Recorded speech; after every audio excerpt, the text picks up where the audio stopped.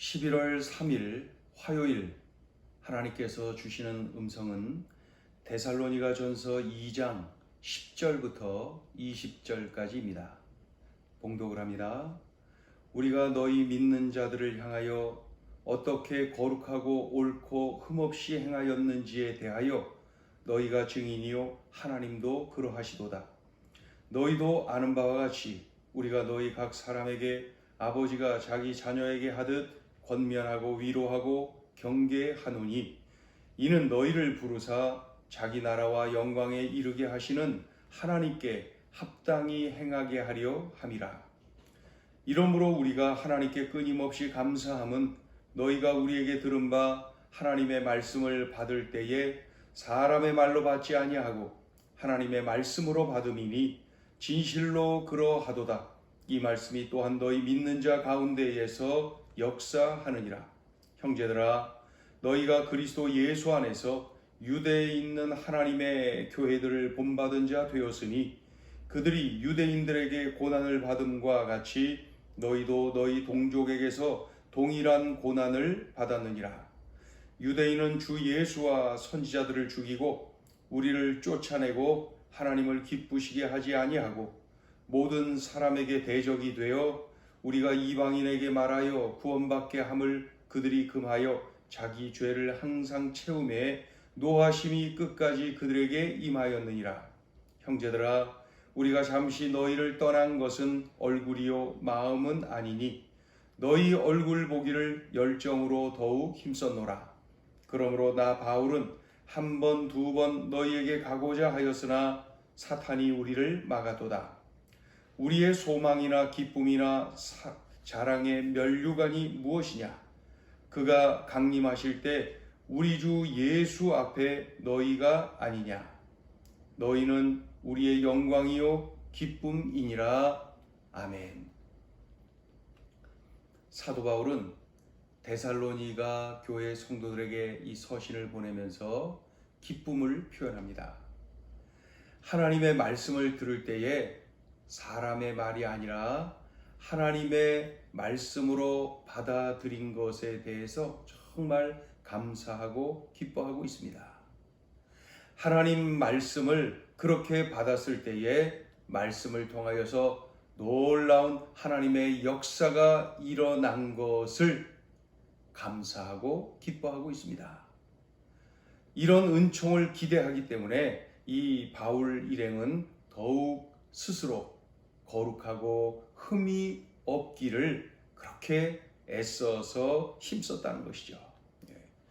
그리고 권면하고 위로하고 지도할 때 그 데살로니가 교회 성도들을 권면하고 위로하고 지도할 때에 아버지가 자녀에게 하듯 했다.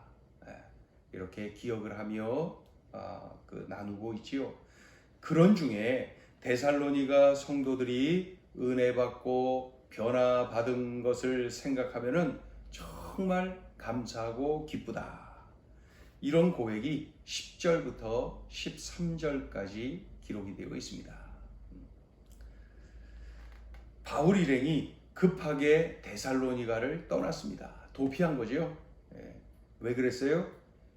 예수님을 인정하지 않는 유대인들이 데살로니가 지역에서 아주 난동을 피우며 소동을 피우며 과격하게 공격하고 그리하여 급하게 이웃 동네로 이웃 도시로 이렇게 도피를 하게 된 것이죠. 마치 그 빌립보에서 그 우상 숭배하는 이방인들에 의해서 핍박을 받을 때에 이 데살로니가로 그 도피해 온 것처럼 말이죠. 또다시 다른 지역으로 도피하는 거예요. 이번에는 예수님을 인정하지 않는 유대인들에 의해서 말이죠. 사도 바울은 이런 내용을 이렇게 상세하게 기록하여 알리면서 오해가 없기를 바라는 마음으로 이렇게 소통을 하고 있는 거지요. 동시에 그리스도인에게는 또 복음을 전하는 주님의 일꾼에게는 이런 고난은 당연하다. 이런 고난이 있는 거 자연스러운 일이다. 그렇게 알려줍니다. 그럼에도 복음을 전해야 한다고 뜨거운 가슴을 가지고 선포하고 있어요.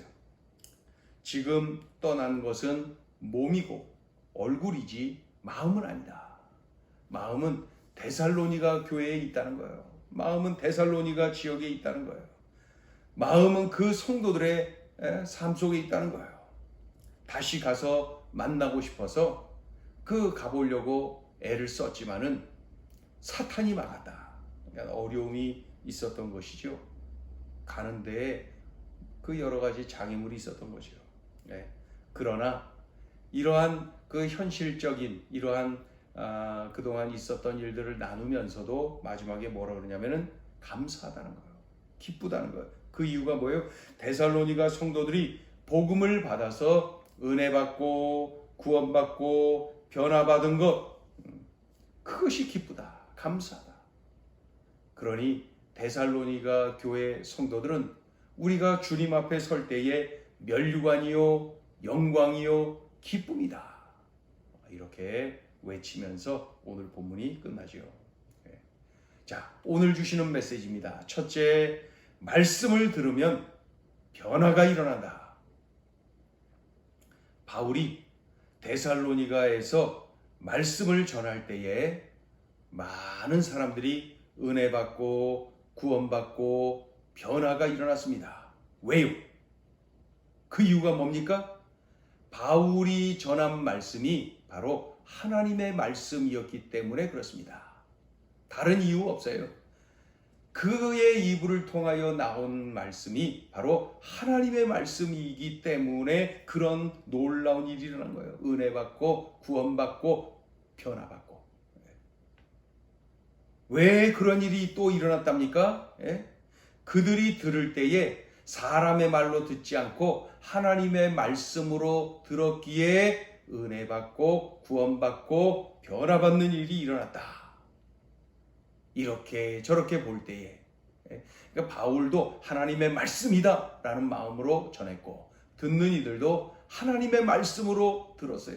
그럴 때 이런 놀라운 일이 일어났어요. 분명하죠? 말씀을 들으면 변화가 일어난다. 그러니 우리들도 말이죠.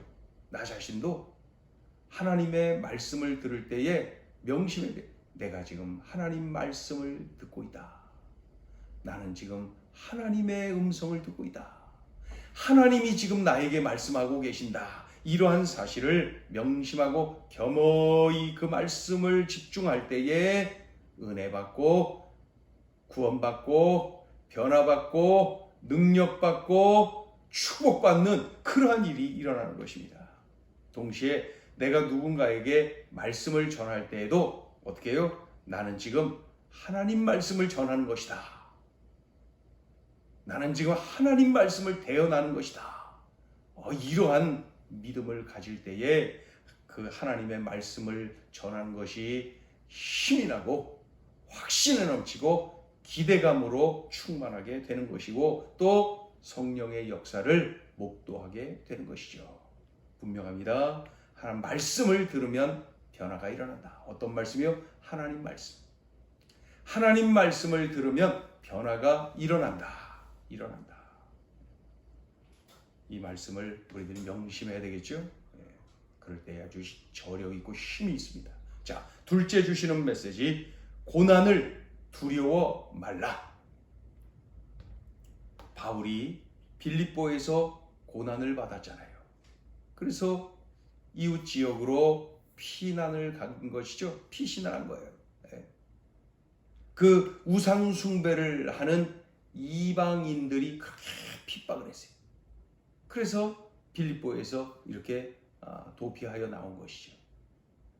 바울이 데살로니가에서 또 이렇게 고난을 받습니다. 이번에는 예수님을 인정하지 않는 유대인들, 그 다른 나라에 가서 있는 그 유대인들이 그곳에서 그렇게 그 유대교도들이 핍박을 하는 것입니다. 소동을 일으키고 그냥 바울이 그곳에 있지 못하도록 만든 것. 그래서 급하게 도피하여 나온 것이죠.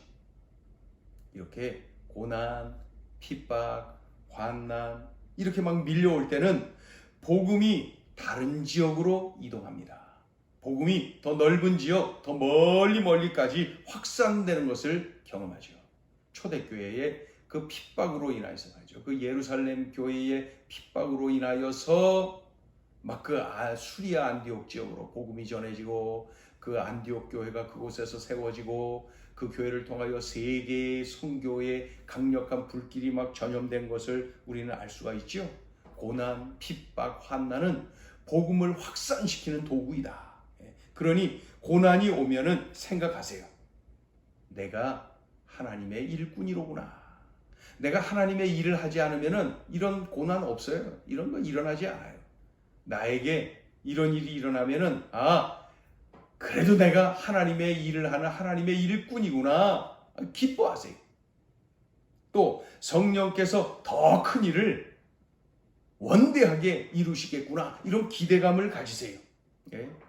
그럴 때 우리는 더 말씀을 붙잡은 그러한 주님의 일꾼으로서 고난 앞에서 더 멋지게 성장하고 쓰임받게 되는 것이죠. 우리 이러한 내용을 확신을 가지면서 가족을 향하여, 나의 아버지, 어머님, 또 우리 그 형제들, 그리고 우리 자녀들, 손주들, 그 담대하게 가족에게 복음을 전하세요.